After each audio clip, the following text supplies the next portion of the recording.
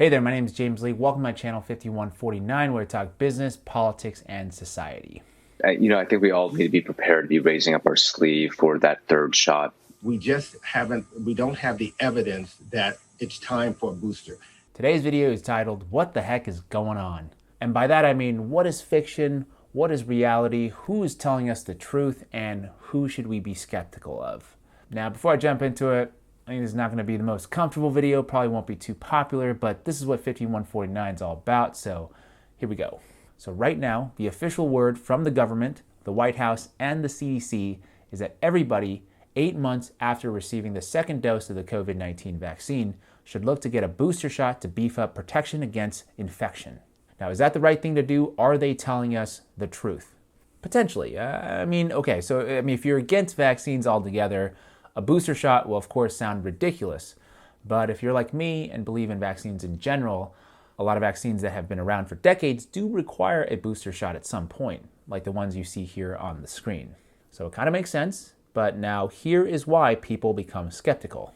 In a Healthline.com article released on July 8th, 2021, look at that, a fact check article from July 8th, 2021, experts say even with new variants, we may not need COVID-19 booster shots, and that the shots appear to produce durable and lengthy immunity.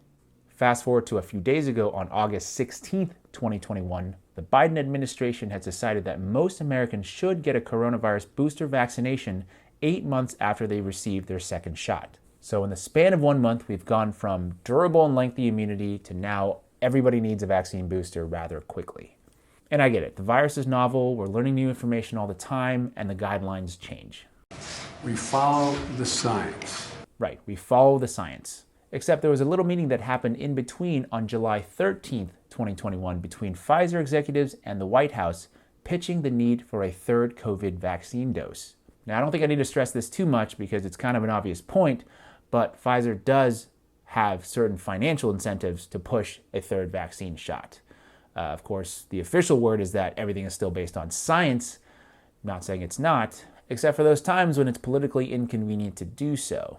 If the Trump administration approves a vaccine before or after the election, should Americans take it, and would you take it? If the public health professionals, if Dr. Fauci, if the doctors tell us that we should take it, I'll be the first in line to take it, absolutely. But if Donald Trump tells us that we should take it, I'm not taking it. But we also know that we can't trust the president and take his word and take a vaccine that might cause harm to us. When we finally do, God willing, get a vaccine, who's going to take the shot? Who's going to take the shot? You can be the first one to say, sign me up. They now say it's okay. I'm not being facetious. Right? For the exact same vaccines, the official opinion from the same people who now run our government is somehow different now because of politics. And you wonder why people don't want to take this vaccine and why misinformation is such a big problem. And if we somehow question the pre-approved narrative, you're going to be on the receiving end of some scorn by the elite media, like these nurses. And I'm not comfortable putting something into my body until I am ready. If and when I'm ready to get the vaccine, I will get it on my own accord. I won't be forced. You just don't trust the CDC? I do not trust the CDC. Absolutely not. And that fuels their skepticism. I have the right to question anybody in this country I want to question. You're entitled to your own opinion, but these are facts. Are they, though? Right, are they, though? Because you basically had it's the now disgraced former governor of New York saying something very similar not too long ago. The people of this country don't trust this federal government with this vaccine process. Frankly, I'm not going to trust the federal government's opinion. And I wouldn't recommend to New Yorkers based on the federal government's opinion. You see how this type of politicization of everything is extremely detrimental to society because taking a look at the evidence, data does indeed show the vast majority of severe cases are amongst the unvaccinated population. Hence another phrase I've heard a million times recently. This is becoming a pandemic of the unvaccinated. Right, we're in a pandemic of the unvaccinated. And once again, that's not necessarily untrue, and the data certainly convinced me to get the vaccine. But I do find it very unhelpful that the media incessantly finds the need to regurgitate over and over a weirdly aggressive slogan, one that seems to suggest the existence of a hero and a villain. The unvaccinated are the ones responsible for all of this.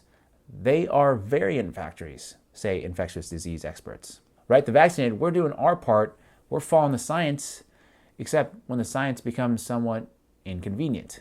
This is from a 2015 peer-reviewed research paper, Imperfect Vaccination Can Enhance the Transmission of Highly Virulent Pathogens. I know a lot of people out there are going to say this isn't a study about the COVID-19 vaccine, which is true, but the logic still tracks here. When vaccines prevent transmission, as in the case for nearly all vaccines used in humans, this type of evolution towards increased virulence is blocked. But when vaccines leak, allowing at least some pathogen transmission, they could create the ecological conditions that would allow hot strains to emerge and persist. And now it has been confirmed by the CDC that vaccinated people with breakthrough infections can spread the Delta variant. Doesn't mean we shouldn't get the vaccine, but it does make it more difficult to promulgate the pandemic of the unvaccinated narrative. So what happens? Well, we attack the people who cite this study, like Joe Rogan. Joe Rogan is getting this completely wrong, says the scientist who conducted the vaccine study.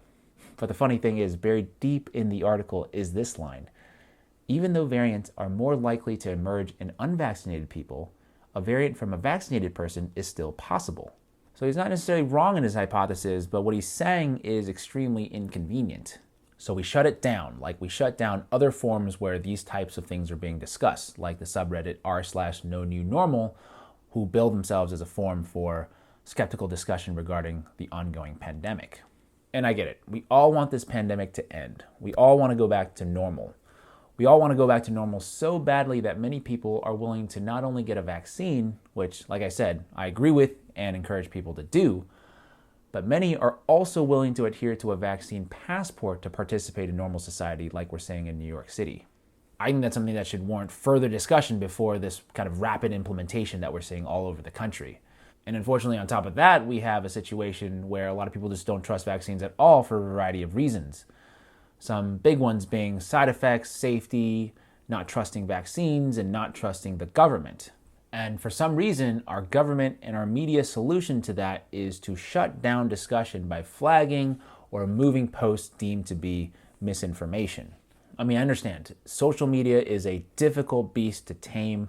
One person can literally post something and it could spread like wildfire. But to me, the solution to speech, even misinformed speech, has to be more speech. Think about it this way. In a situation as chaotic as the one we are in now, we don't need boosters. We need boosters now. Symptomatic breakthrough cases are extremely rare, but somehow also not that uncommon and actually show that vaccines are working. Like, what the heck is going on? But in such a chaotic situation, we can't be suppressing speech.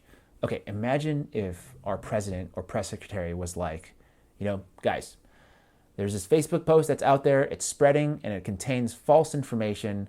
Here's the link to it, go check it out, but here's why I think it's wrong, you decide. I think by actively suppressing alternative sources, you only give them more credibility, given the government's kind of poor track record of lying to the American people.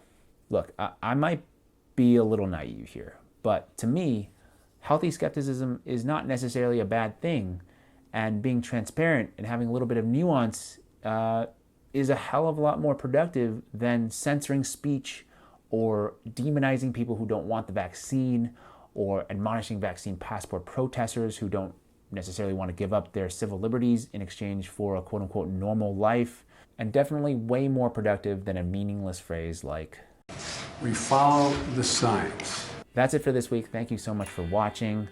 Like I said, this is kind of an uncomfortable conversation because I think vaccines are a good thing, but we're going about it in, I think, all the wrong ways, and it's only going to harden people's beliefs and prolong the pandemic. And in the end, I know it's regular people who are being used as pawns and who will end up suffering the most. Anyway, you probably won't necessarily agree with everything I just said, so I'm very curious to hear what you think, so please comment away. And if you enjoyed this video and want more people to see it, please click on that like button, share this video with your friends and family. If you want more videos, please subscribe, hit that notification bell icon if you so choose. As always, I appreciate your time, and I'll see you next week.